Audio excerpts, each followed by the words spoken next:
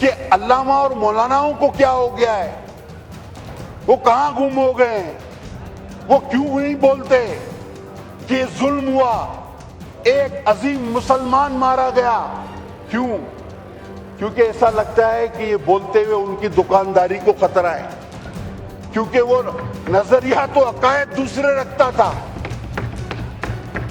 سر وہی شخص مسلمان نکلا، ایک ہی، جس کو آپ رافضی اور کافر کہتے تھے، کہ علامہ اور مولاناؤں کو کیا ہو گیا ہے، وہ کہاں گم ہو گئے ہیں، وہ کیوں نہیں بولتے کہ ظلم ہوا، ایک عظیم مسلمان مارا گیا؟ کیوں؟ کیونکہ ایسا لگتا ہے کہ یہ بولتے ہوئے ان کی دکانداری کو خطرہ ہے، کیونکہ وہ نظریات و عقائد دوسرے رکھتا تھا۔ سر وہی شخص مسلمان نکلا، ایک ہی، جس کو آپ رافضی اور کافر کہتے تھے، کہ علامہ اور مولاناؤں کو کیا ہو گیا ہے، وہ کہاں گم ہو گئے ہیں، وہ کیوں نہیں بولتے کہ ظلم ہوا، ایک عظیم مسلمان مارا گیا؟ کیوں؟